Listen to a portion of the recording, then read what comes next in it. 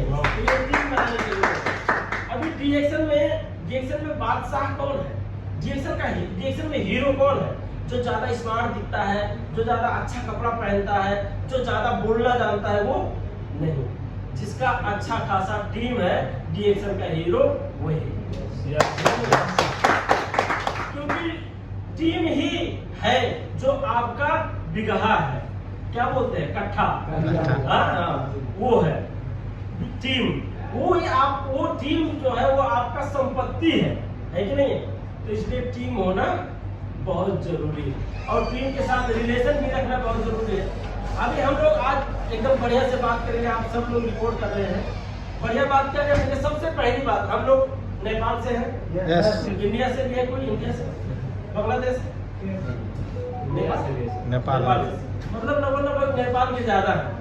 और नेपाल का बात नहीं करें, पूरे वर्ल्ड का बात करें, और वर्ल्ड में जो ये हमारा जो एशिया टाइप में जो जगह है, जैसे नेपाल, इंडिया, बांग्लादेश, श्रीलंका, पाकिस्तान, अफगानिस्तान, ये सारा एक लगभग यहाँ पे गरीब लोगों का संख्या है।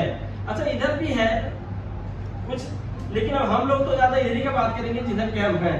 अभी यहाँ पे अगर एक मेन, जिसे हम बात करते हैं प्रॉब्लम, ठीक है, जिसे हम कहते हैं समस्या, यानी कि अगर जो यहाँ के लोगों की समस्या की बात करें तो सबसे बड़ी समस्या हमारे इधर क्या है?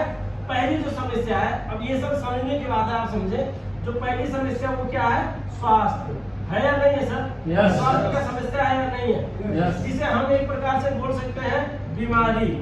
अभी हमारे बीच में बहुत तेजी गति में फैल रही है। बीमारी फैलने का भी बहुत सारा कारण है। सबसे पहले तो खाना ही अच्छा नहीं है। आम में भी इंजेक्शन लगाया जा रहा है, यदि है नहीं है? हाइब्रिड खाना, सब हाइब्रिड खाना आ गया है। चावल तो हाइब्रिड आ गया, मूली, साग सब्जी सब हाइब्रिड आ गया। तो हाइब्रिड का मतलब वो नेचुरल है ही नहीं। फिर उसके बाद में टेंशन, ये टेंशन भी बहुत जल्दी हमें बीमारी बनाती है। तो ये सबसे बड़ी प्रॉब्लम है। आज दुनिया की बात करें और दुनिया की समस्या की बात करें तो ये बीमारी सबसे बड़ी प्रॉब्लम है कि नहीं? और दूसरा जो सबसे बड़ी प्रॉब्लम है वो है बेरोजगारी, है कि नहीं है? बेरोजगारी ये भी एक बहुत बड़ी समस्या है वर्ल्ड में, और बेरोजगारी भी फैलता जा रहा है। आप लोग इंडिया में जो दिल्ली है, कोई गया दिल्ली? इंडिया का दिल्ली में आप गए? अच्छा, इंडिया में एक मेट्रो चला है, बहुत पहले से वो चालू है, वो मेट्रो, दिल्ली का मेट्रो। कसम में तो बहुत बाद में आया है, तो मैं भी गया था दिल्ली। अब बेरोजगारी कैसे फैल रही है इसके बारे में बोल रहा हूँ। तो जब मैं वहाँ गया तो एक जगह आता है नई दिल्ली, चांदनी चौक।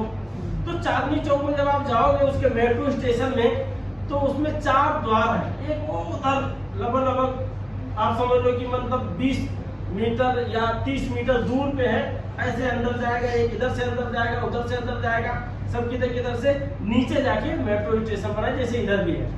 अब वहाँ पे हर गेट पे एक काउंटर लगा हुआ है, और एक काउंटर पे कम से कम 3-3, 4-4 लोगों का ड्यूटी क्या है?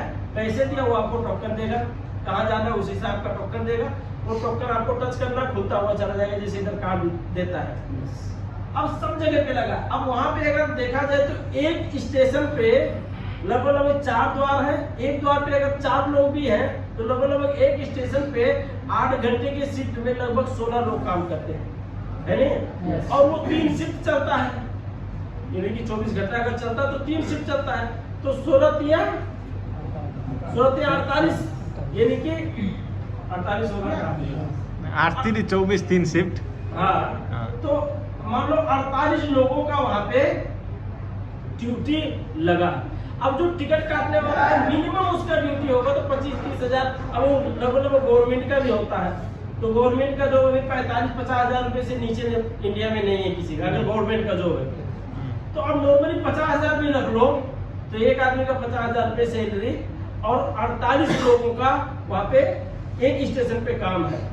अब उस तरह से पूरा दिल्ली का अगर हम आंकड़ा निकाला जाए तो ज्यादा ना निकाले, फिर भी लगभग 2000 लोग तो सिर्फ स्टेशन पे टिकट काटने के लिए बैठे हैं। आज वो टिकट काटने के लिए जो बैठे हैं उनका हर एक आदमी का जो 50,000 रुपये ICDP उनको जो महीने का सैलरी मिलता है, उस सैलरी से वो खुद, उनके बाल बच्चे जो भी है सब ठीक ठाक स्कूल में पढ़ते होंगे, अच्छा खासा नॉर्मल एक मिडिल क्लास टाइप में एक जिंदगी भी जी रहे हैं, है कि नहीं है? Yes. लेकिन उसी मेट्रो को एक हाई टेक्नोलॉजी टाइम पे, जैसे आज का जो टाइम, इस टाइम में वही सेम मेट्रो यहाँ आने के बाद में वही जो टिकट काटने का सिस्टम था वो खत्म हो गया। यही काम अब इंसान नहीं, अब कौन कर रहा है? मशीन कर रहा है। मतलब कि अगर यहाँ पे भी वही सिस्टम होता टिकट काटने वाला, तो कम से कम 2000 लोग यहाँ पे भी सेट होते। वो 2000 कौन होता? आपके हमारे भाई बंद तो होते, दूसरा तो कोई नहीं होता। तो मतलब कि इस तरह से अब एग्जाम्पल आप ये समझ, अब मेरे टाइम पे जब मैं छोटा सा था तो हमारे इधर रोड बनाया है, लगभग 11 किलोमीटर का रोड बनाया। तो उस टाइम पहले फावड़े से खोद के उसमें रख के और मिट्टी फिर सर पे रख के फिर ले जाके रोड पे फेंकते थे। अभी लगभग 3-4 महीना लग गया था उस रोड को बनाने के लिए, और हर जगह पे मजदूर लगे हुए थे। आज वही रोड 10 दिन भी नहीं लगेगा और बना देगा, क्योंकि अब मशीन आ गई, JCB आ गई, क्या क्या आ गई है नहीं, बना देगा वही रोड। मतलब कि अब यहाँ पे भी जैसे बेरोजगार, अब वहाँ पे यही लोग तो बेरोजगार हो रहे हैं ना, यानी जो इंसान को करना चाहिए अब वो काम मशीन कर रहा है, तो बेरोजगारी बढ़ रही है।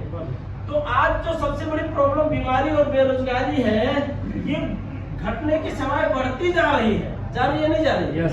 तो मैं आपको मोतीलाल मिश्रा 1, 2, 3 नहीं 101% गारंटी के साथ कहता हूं कि अगर ये बीमारी और बेरोजगारी बढ़ती जा रही है और इन दोनों में अगर जबरदस्त कोई काम कर रहा है जिसका नाम डी-एक्शन, जबरदस्त है इन दोनों पे, जो आज दुनिया में सबसे तेजी गति में बढ़ रही है।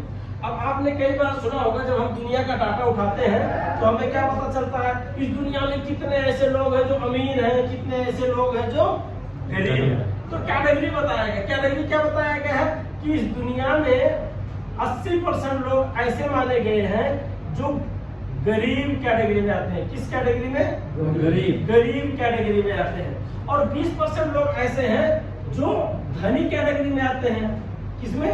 धनी कैटेगरी में आते हैं। अब आपने ये डाटा तो देख लिया वर्ल्ड का। अब कुछ लोग तो 5% बताते हैं, लेकिन 5% नहीं है।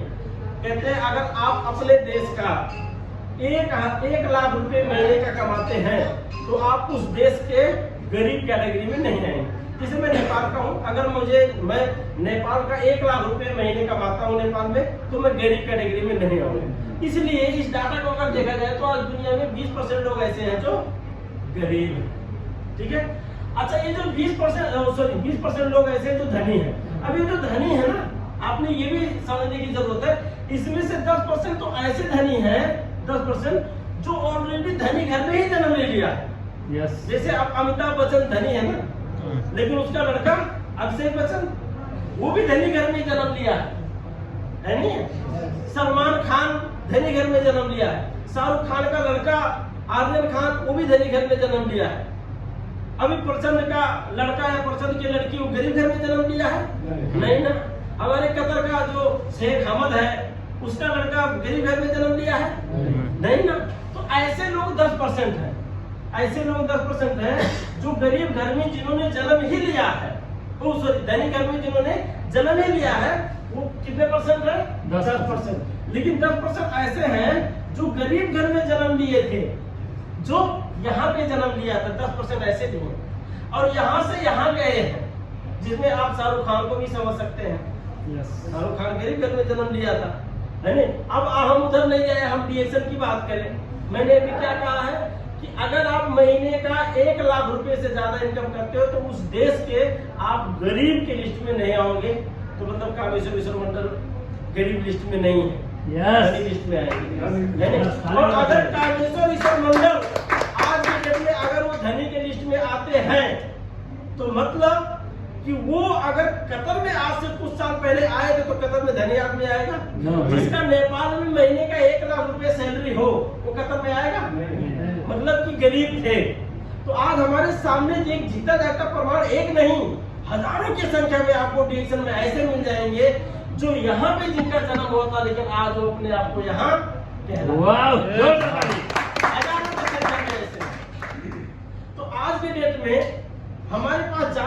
अपॉर्चुनिटी नहीं है कि हम यहाँ से यहाँ जा पाए, लेकिन यहाँ से यहाँ जाने के लिए रास्ता तो चाहिए। ऑटोमेटिक तो नहीं जा सकता कोई भी आदमी। एक मार्ग चाहिए, एक रास्ता चाहिए। हमारे टुकड़ा जी बताते हैं ना कि सबसे पहले नो द वे, रास्ता नहीं होता है, फिर सो द वे, फिर गो द वे, है नहीं है? पहले रास्ता पकड़ो, नहीं है, फिर जब रास्ता मिल जाए तो सो द वे, दूसरों को भी ये रास्ता बताओ, फिर उसके बाद में उसी रास्ते पे सब लोग आगे बढ़ो। यही है तो रिएक्शन। तो मतलब रास्ता चाहिए। गरीब से धनी तक जाने के लिए रास्ता चाहिए। मार्क जुकरबर्ग ने रास्ता पाया फेसबुक का, है नहीं है? इसी तरह से कोई ना कोई कुछ, अब जैसे नरेंद्र मोदी का रख लो, तो वो भी तो रास्ता पाया। अगर पॉलिटिक्स का तो कुछ ना कुछ तो रास्ता है जो आज यहाँ पे ये जो 10% है जो गरीब घर में जन्म लिया था लेकिन आज वो धनी बने हैं, कोई ना कोई मार्ग तो उनको मिला। अब आज के डेट में हमारे पास राजनीति में नेता के पीछे जाने के लिए बहुत ज्यादा टाइम नहीं, क्योंकि पैसा चाहिए जिंदगी जीने के लिए। बाल बच्चे स्कूल में पढ़ते हैं तो बहुत ज्यादा टाइम, ज्यादा पढ़े लिखे भी नहीं है कि मार्क जुकरबर्ग के जैसा कोई ऐसा सॉफ्टवेयर बना देगी जो पूरा अरबों खरबों में आ जाए पैसा। ऐसा भी नहीं कर सकते। हमारे पास ज्यादा पैसा नहीं है कि कहीं बैंक डिपॉजिट कर दे 2-4 करोड़ रुपया अपना, उसके ब्याज से बैठ के खाए। हमारे पास उतना पैसा नहीं है कि हम कहीं बिल्डिंग खरीद ले या कोई जगह खरीद के 10, 20, 40, 50 शटर बना दे और पूरा शटर 2-2, 3-3 हजार में भाड़ा में दे दे और उसके बाद बैठ के खाए, वो भी नहीं है। तो आज के डेट में काम करते हुए, सिर्फ बचे हुए समय को सदुपयोग करते हुए, हमें अगर गरीब कैटेगरी से धनी कैटेगरी में जाना है, उसके लिए मार्ग चाहिए। अगर उस मार्ग का नाम हम डिएक्शन रखते हैं तो 101% हम गरीब से धनी लिस्ट में पहुंच जाएंगे। 101%। लेकिन इस मार्ग पे चलते चलते क्या होता है जानते हैं आप? आदमी शुरुआत यहाँ से तो करता है इस सफर के लिए, धनी वाले सफर के लिए, धनी बनने के सफर में शुरू कर देता है यात्रा, लेकिन जैसे ही वहां पे 10% पे पहुंचता है बस यहीं से गिर जाता है। यानी कि फोन उठाना बंद, ऑफिस आना बंद, कांटेक्ट बंद। फिर कुछ लोग यहाँ जाते हैं और